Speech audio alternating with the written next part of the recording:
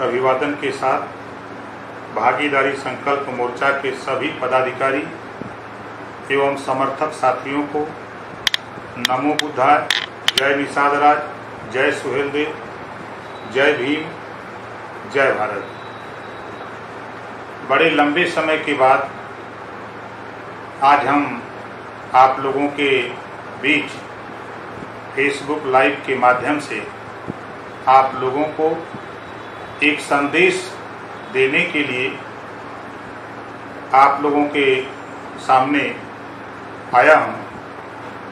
और संदेश से पहले मुझे पूरी उम्मीद है कि आप लोग इस जो भारत में आपदा जो महामारी आई हुई है, इसमें आप लोग, आपका परिवार स्वस्थ होंगे, खुशहाल होंगे और जो सरकार की गाइडलाइंस है उसके तहत उसका पालन करते हुए हमको इस बीमारी से बचने की जरूरत है।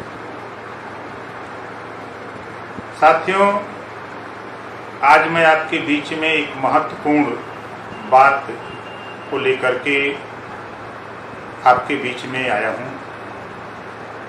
10 जून आपके बीच में 2 दिन के बाद आने वाला है। जिस महापुरुष राजभर महाराजा सुहेलदेव जी, जिनको आदर्श मान करके सुहेलदेव भारतीय समाज पार्टी मैंने बनाया, उस महापुरुष का विजय दिवस 10 जून 1034 को महाराजा सुहेलदेव राजभर जी ने विजय हासिल किया था। वो 10 जून को हम लोग सुहेलदेव भारतीय समाज पार्टी के लोग हर्षोल्लास के साथ मनाने का संकल्प लिया है। ये प्रण किया है कि जब महाराजा सुहेलदेव जी ने जो लड़ाई लड़ी देश की एकता के लिए, देश की भलाई के लिए, देश को गुलाम होने से बचाने के लिए, महाराजा सुहेलदेव राजभर जी ने जो लड़ाई लड़ी, उस लड़ाई में 10 जून 1034 को उनको विजय मिली और उसके बाद 169 साल तक लगातार भारत पर कोई भी विदेशी आक्रमण नहीं हुआ। ये आतंक, ये भय महाराजा सुहेलदेव राजभर जी का पूरी दुनिया को गया कि भारत पर आंख दिखाओगे, भारत के खिलाफ अगर कोई षड्यंत्र रचोगे तो कोई यहां से बच के नहीं जाएगा। उन्हीं का वंशज ओम प्रकाश राजभर महाराजा सुहेलदेव राजभर जी को आदर्श मानकर जब मैंने पढ़ा इतिहास को, भगवान राम अपनी पत्नी के लिए उन्होंने रावण का वध किया और रावण का वध करने के बाद जब भगवान राम अयोध्या आते हैं तो विजय में पूरे देश में दीपोत्सव मनाया जाता है, दीपावली मनाई जाती है। भगवान राम की पत्नी को रावण हर ले गया चोरी से और भगवान राम ने रावण को मारा और पूरे देश में दीपोत्सव मनाया जा सकता है। तो आज हम जिस महापुरुष श्रावस्ती सम्राट राष्ट्रवीर राजभर महाराजा सुहेलदेव जी की वीर गाथा 10 जून 1034 को जब उन्होंने देश को गुलामी से बचाया, देश के आतताई को मारा, देश पे कब्जा करने के नियत से जो विदेशी आक्रमणकारी आया था उसका नेस्तनाबूद किया और 169 साल तक कोई भी विदेशी आक्रमणकारी भारत पर आंख नहीं दिखाया। जिस राजा ने देश को गुलाम होने से बचाया, हमको आजादी दिलाई, ऐसे महाराजा को देश के इतिहासकारों ने, देश में राजनीति करने वाली पार्टियां, चाहे वो कांग्रेस हो, चाहे भाजपा हो, चाहे सपा हो, चाहे बसपा, सभी पार्टियों ने जमीन में दफना दिया। इतिहासकारों ने तो हमारा इतिहास नहीं लिखा, लेकिन उस इतिहास को सत्ता, हमारे वोट से सत्ता पाने वाली पार्टियां भी हमारे इतिहास को दबाने की कोशिश की। धन्य है भारतीय समाज पार्टी के जाबाज सिपाहियों, आपने मेहनत करके, परिश्रम करके जो आज इस मुकाम को हासिल किया। श्रावस्ती सम्राट राष्ट्रवीर राजभर महाराजा सुहेलदेव के विचार को पूरे देश नहीं, पूरे दुनिया में मनवाने को आपने मजबूर कर दिया। और आपने देखा कि जो कल तक महाराजा सुहेलदेव राजभर का नाम लेने को तैयार नहीं, आज हमारे देश के प्रधानमंत्री माननीय नरेंद्र मोदी को भी याद करना पड़ा। ये भारतीय समाज पार्टी के जाबाज सिपाहियों की देन है। प्रदेश के, उत्तर प्रदेश के सूबे के मुख्यमंत्री माननीय योगी आदित्यनाथ जी को भी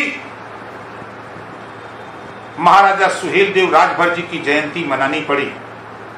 समाजवादी पार्टी के मुखिया, सभी पार्टियों के, समाजवादी पार्टी के मुखिया माननीय अखिलेश यादव जी को भी एक आदेश जारी करना पड़ा कि 75 जिले में महाराजा सुहेलदेव जी की जयंती मनाई जाए।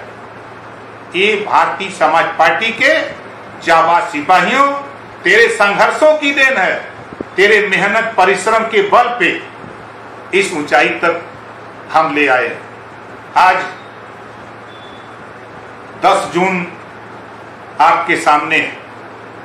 हमारी सोच है कि जिस तरह भगवान राम ने विजय हासिल की, पूरे देश में अगर दीपोत्सव मनाया जा सकता है, तो भारतीय समाज पार्टी के लोगों, महाराजा सुहेलदेव राजभर जी के वंशजों 10 जून को पूरे देश में जहां भी उनका वंशज रहता है, अपने अपने घरों में, अपने अपने दरवाजे पर 10 जून को 10 दीपक जलाकर ये संदेश देने का काम करो कि अगर हम दुबई में हैं, सऊदीया में हैं, सिंगापुर में हैं, हम बंबई हैं, कलकत्ता हैं, गुजरात हैं, आंध्रा है, तमिलनाडु है, केरल है, महाराष्ट्र है, गुजरात है, यूपी है, बिहार है, हम जहां भी हैं, हम अपने पूर्वज को हम सम्मान नहीं करेंगे, हम दीपोत्सव नहीं मनाएंगे तो दूसरा कोई मानने को तैयार नहीं है। जब हम मनाने का काम करेंगे, जब हम मान लेंगे, तो तमाम लोग इस बात को मानने के लिए मजबूर हो जाएंगे। साथी, इस नाते हम आज भारतीय समाज पार्टी के नौजवान जाबाज सिपाहियों,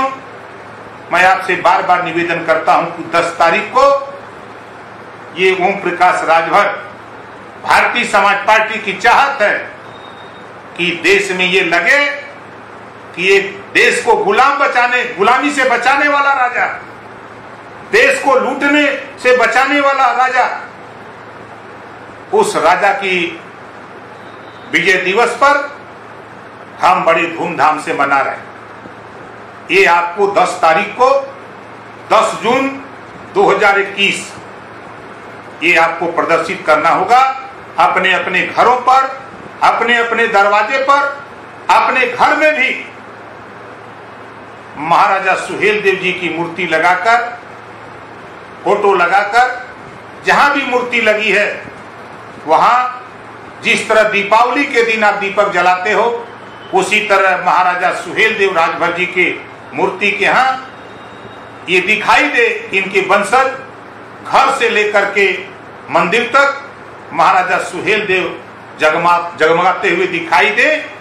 आपने 10 तारीख को यह साबित कर दिया पूरे प्रदेश में, तो 22 में ओम प्रकाश राजभर महाराजा सुहेलदेव जी का सपना साकार करके दिखाऊंगा। साथियों, ये क्यों कह रहा हूं कि अब तक हमको आपको धोखा मिला। हम लोग जिसके साथ गए वो हमको धोखा दिया, जिसका उदाहरण मैं पिछड़े समाज के लोगों, मैं खास तौर से आप लोगों से कहना चाहता हूं कि आप उठा के देखो, 1993 में पिछड़ा वर्ग आयोग बनता है। किस लिए बनता है? पिछड़ों को झुनझुना थमाया जाता है।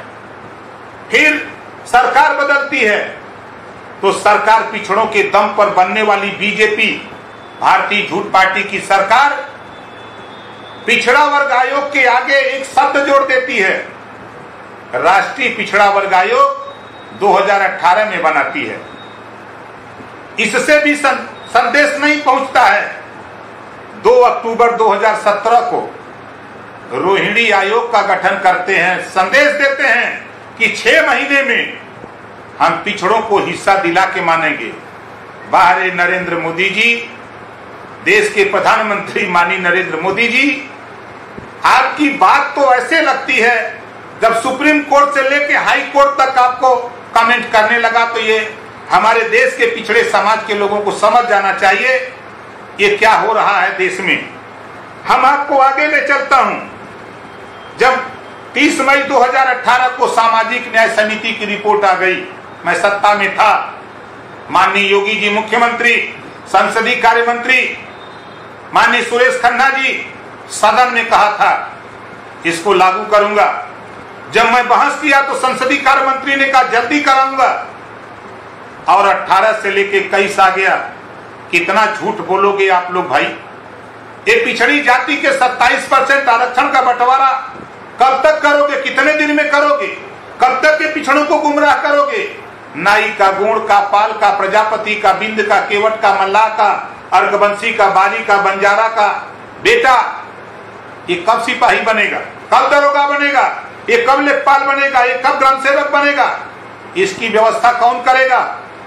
सत्ता में बैठे हुए लोग बना दिया पिछड़ा वर्ग आयोग, राष्ट्रीय पिछड़ा वर्ग आयोग, रोहिणी आयोग, सामाजिक न्याय समिति की रिपोर्ट कि हम पिछड़ों को बांट करके हिस्सा देंगे।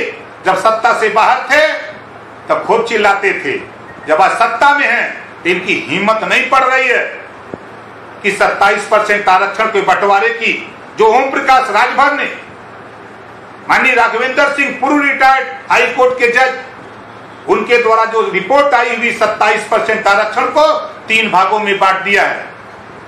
7, 9, 11 अगर ये रिपोर्ट लागू हो जाए तो साथियों सबको बराबर हिस्सा मिलने लगेगा। लेकिन ये बीजेपी भारतीय झूठ पार्टी के लोग, इनकी कथनी और करनी में बड़ा अंतर आ गया। हम आपको आगे बताते हैं, जब देश के प्रधानमंत्री माननीय नरेंद्र मोदी जी विपक्ष में थे तब हमारे आपके बीच में भाषण देते थे कि भारत को सोने की चिड़िया बनाऊंगा। जब देश की जनता ने, खास तौर से पिछड़े समाज के लोगों, तेरी आबादी 52% है, 22.5% शेड्यूल कास्ट शेड्यूल ट्राइब्स है और 21% अल्पसंख्यक है। आपके सामने बड़ी अच्छी बात इन्होंने कहा तो आपने सोचा कि भारत सोने की चिड़िया बन जाएगा, सत्ता उनको सौंप दिया। जब सत्ता पाते ही, जब ये सत्ता पा गए तो विश्व गुरु बनाने लगे। विश्व गुरु भी नहीं बना पाए। जब इन्होंने देखा कि अब तो विश्व गुरु हम नहीं बना पाएंगे, तब इन्होंने आत्मनिर्भर बनाने के लिए शुरू कर दिया। जब ये कुछ नहीं कर पाए तब ये भारत को आत्मनिर्भर बनाने लगे। और तो और एक कवि ने लिखा है, घर घर में घुस गए मल्टीनेशनल, घर घर में घुस गए मल्टीनेशनल, सवाल उठाओ तो एंटी नेशनल बताते हैं। बाहरी बीजेपी के लोगों, दुनिया तुझसे डरे, लेकिन ओम प्रकाश राजभर, जो तेरे सामने तेरी गलती है, जो आपने वादा किया हमारे सामने, उस वादे से आप मुकर गए हो। 15 लाख का वादा खाते में देने का तो मुकर गए। तूने वादा किया था 2 करोड़ युवाओं को रोजगार देने का, आप मुकर गए। आपने वादा किया था कि महंगाई कम करूंगा, आप मुकर गए। आज पेट्रोल शतक लगा दिया, सरसों का तेल 2 शतक लगा दिया, डीजल 8 रन और पीछे है शतक लगाने में। और तो और गैस सिलेंडर, आप कहते थे महंगाई कम करूंगा, 400 का गैस सिलेंडर पहुंचा दिया 900। इसके बाद भी बीजेपी के लोगों जाते हो गरीबों के बीच में कहते हो कि महंगाई अपने आप बढ़ रही है। मुझे मालूम है महंगाई कैसे बढ़ती है। तूने तो समझौता कर लिया अडानी और अंबानी से, देश में कारोबार कर रहे हो, बिजनेस कर रहे हो, देश की जनता से आपसे मतलब नहीं है। ये कुछ अंधभक्त हैं जो तेरी बात मानते हैं, लेकिन 22 में तुझे बताऊंगा कि पिछड़े समाज के लोगों के साथ जो आपने धोखा किया, जो आपने जज्बा पैदा करा के वोट लिया। कहा था ना कि हवाई चप्पल वालों को हवाई जहाज में बैठाऊंगा। बाहर माननीय नरेंद्र मोदी जी, हवाई चप्पल वालों को हवाई जहाज में सैर कराने वाले ट्रेन की भी यात्रा दूर करा दिया, ट्रेन की भी यात्रा छीन लिया मोदी जी, दे दिया अडानी और अंबानी को। ले तुम ट्रेन चलाओ। जो जनरल कोच लगते थे 4-4, 5-5, अब अडानी और अंबानी उसको एसी कोच लगा दिया। कहां से गरीब जाएगा? ये ख्याल नहीं है माननीय नरेंद्र मोदी जी। आप तो कहते थे कि मैं चाय बेचता था। अगर वास्तव में चाय बेचे होते, वास्तव में आप जो कहे थे कि भीख मांग के खाया हूं 40 साल, अगर भीख मांग के खाए होते तो गरीबों का दर्द मालूम होता। ये तो झूठा ड्रामा करते हो, झूठ बोलते हो। आपने कहा हवाई चप्पल वालों को हवाई जहाज में सैर कराने की, कितने लोगों को करा दिया? हम आपसे सवाल करते हैं, आप नाम बता दो किसको किसको सैर करा दिया। झूठ बोलने के इतने माहिर। मोदी जी ने कहा था, सौगंध मुझे इस मिट्टी की, मैं देश नहीं बिकने दूंगा। बारे माननीय नरेंद्र मोदी जी, सौगंध मुझे इस मिट्टी की, मैं देश नहीं बिकने दूंगा। क्या कर रहे हो? रेलवे बेच दिया, बैंक बेच दिया, LIC बेच दिया, BSNL बेच दिया, कोयले की खदान बेच दिया। किसको बेच दिया? अडानी और अंबानी को बेच दिया। समझौता कर लिया आपने अडानी और अंबानी से कि पूरे देश को अडानी और अंबानी के हाथों गिरवी रख दूंगा। 2 करोड़ रोजगार देने के बजाय आप कई करोड़ लोगों की नौकरी छीन लिया। आज कंपनियां बंद हो गई, गरीब खाने बगैर मर रहा है। आज आप परमिशन देते हो। बारे सूबे के मुख्यमंत्री और देश के प्रधानमंत्री, मैं आपसे पूछना चाहता हूं, स्कूल में पढ़ाई नहीं, कॉलेज में पढ़ाई नहीं, फीस लग रही है। बारे प्रधानमंत्री जी, गाड़ी चल नहीं रही है लेकिन उसका टैक्स चालू है। बारे देश के प्रधानमंत्री जी, मैं आपसे जानना चाहता हूं कि आप परमिशन देते हो कि 100 लोग बारात में जा सकते हैं, बिहार में आप रैली कर सकते हो, वहां कोरोना नहीं जाएगा। बंगाल में रैली करोगे कोरोना नहीं जाएगा। केरल में, तमिलनाडु में रैली करोगे कोरोना नहीं जाएगा। यूपी में पंचायत चुनाव कराओगे कोरोना नहीं जाएगा। लेकिन गरीबों के बच्चे और जो प्राइवेट स्कूलों में पढ़ाने वाले गरीब समाज के लोग, जो अध्यापक हैं, उन्हीं बच्चों को पढ़ाकर अपने परिवार की परवरिश करते थे, उनको भी आप भूखमरी के कगार पे पहुंचा दिया। और तो और आपने जब 100 लोगों को बारात की अनुमति दे सकते हो तो 50 बच्चों को भी पढ़ाने की अनुमति माननीय मोदी जी, माननीय योगी जी आप दे सकते हो। लेकिन आपकी नीयत है कि देश को, गरीबों को अशिक्षित बनाना, अशिक्षित बना करके ये अशिक्षित रहेगा तो आपसे रोजगार की बात नहीं करेगा, आपसे नौकरी की बात नहीं करेगा, ये सिपाही दरोगा बाबू चपरासी तहसीलदार बनने की बात नहीं करेगा, ये दरोगा SDM BDO CDO DDO बनने की बात नहीं करेगा। ये आपसे खाली राशन मांगेगा कि हमको राशन दे दो, हमारा पेट भरता रहे। आज होड़ लगी है, गरीबों को राशन दे करके आपने शिक्षा छीन लिया, आपने उनका रोजगार छीन लिया, आपने उनके बच्चे जो बाहर कमा रहे थे उनकी नौकरी छीन लिया। बारे मोदी जी, हम तो आपको समझते में मोदी जी ने किया, महंगाई आसमान पे पहुंचा दिया। और आज स्थिति जो बनी हुई है देश की, पूरा देश कहां पहुंचा दिया, हम बहुत नहीं आज कहेंगे। भारतीय समाज पार्टी के लोगों और भागीदारी संकल्प मोर्चा के साथियों, मैं आपसे कहना चाहता हूं कि घबराओ नहीं, वो समय आ रहा है, वो आपका समय होगा।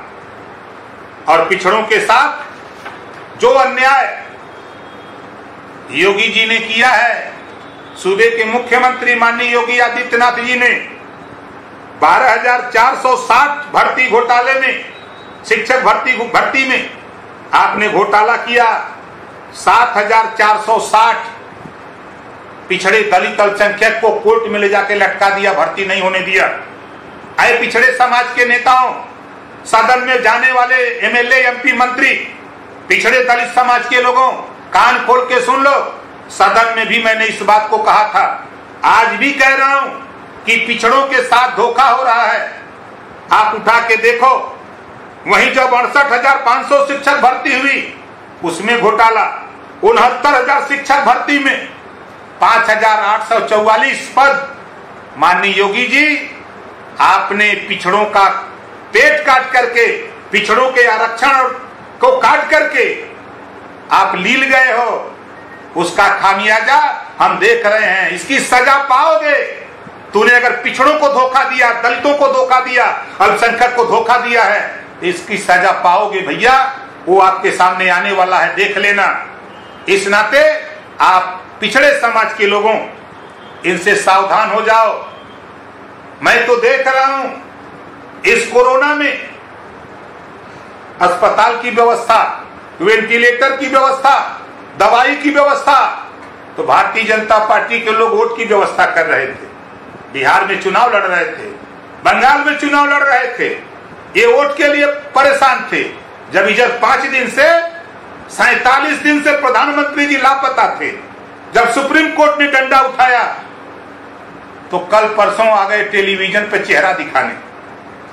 अरे जब गंगा जी में लाशें तैर रही थी, बांदा से लेके बलिया तक गंगा जी में लाशें तैर रही थी, और प्रयागराज में हजारों हिंदू लाशें दफना दी गई, तब आप टीवी पर नहीं आए। जब सुप्रीम कोर्ट ने चाबुक चलाया है तो अपनी शकल दिखाने आए हो, दिखाओ शकल।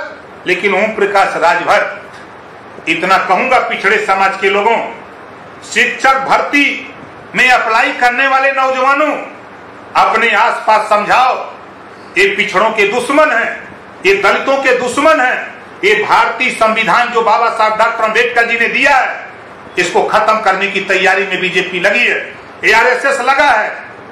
थोड़ा सा जगो, इस सरकार को 22 के चुनाव में यूपी से इनको बेदखल करो, तब तुम्हारा भला होगा। मैं शिक्षक भर्ती में हुए घोटाले में मैं दावे के साथ कहता हूं, 22 में भागीदारी संकल्प मोर्चा की सरकार बनते ही 69,000 शिक्षक भर्ती की जांच कराऊंगा। जो भी दोषी पाया जाएगा उसके खिलाफ कार्रवाई, और जो भी 5,844 पिछड़ों का हिस्सा लूटा गया है, इसकी जांच करा करके 5,844 शिक्षक भर्ती की नियुक्ति करा करके मानूंगा। ये ओम प्रकाश राजभर का वादा है।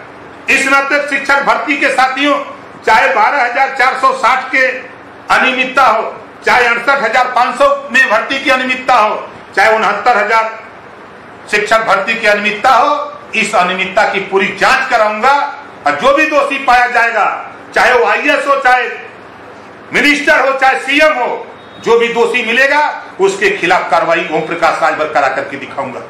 ये हम आपसे वादा करते हैं। इस नाते साथियों आपसे कहूंगा, भीख मत मांगो, राष्ट्रपति से आप मृत्यु दंड मत मांगो। आप मृत्यु दंड देना चाहते हो तो भारतीय जनता पार्टी को 2022 में सत्ता से बेदखल कर दो, यही उसके लिए मृत्यु दंड होगा। अपने लिए मृत्यु दंड आप राष्ट्रपति से मत मांगो।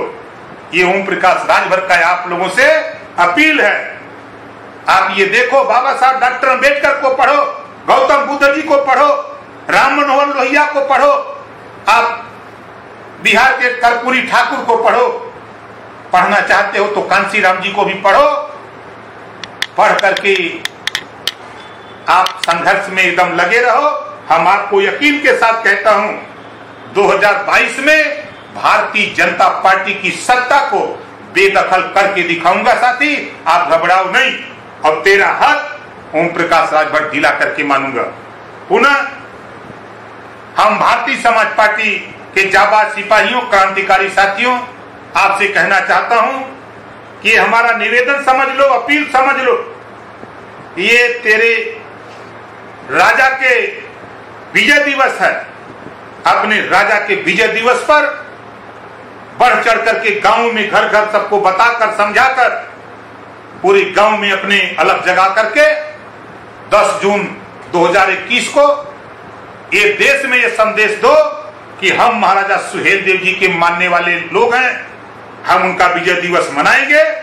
अगर भगवान राम रावण को मारे सीता जी के लिए, अपनी पत्नी के लिए मारकर लौटते हैं अयोध्या, विजय दिवस हो सकता है। तो महाराजा सुहेलदेव राजभर जी ने देश को गुलाम बनाने से बचाया, देश को लूटने से बचाया। 169 साल तक विदेशी आक्रमणकारी सर उठाने की हिम्मत नहीं कोई किया। ऐसे जाबाज हमारे राजा राष्ट्रवीर महाराजा सुहेलदेव राजभर जी के विजय दिवस पर 10 जून 10-10 दीपक, 10-10 मोमबत्ती, जो भी आपको हो, इस महंगाई में, इस गरीबी में हम जला करके अपने राजा के सम्मान में हम देश को बताने का काम करेंगे। इसी बात के साथ, क्रांतिकारी अभिवादन के साथ सभी भागीदारी संकल्प मोर्चा के सभी साथियों को नमो बुद्धाय, जय निषाद राज, जय सुहेलदेव, जय भीम, जय भारत।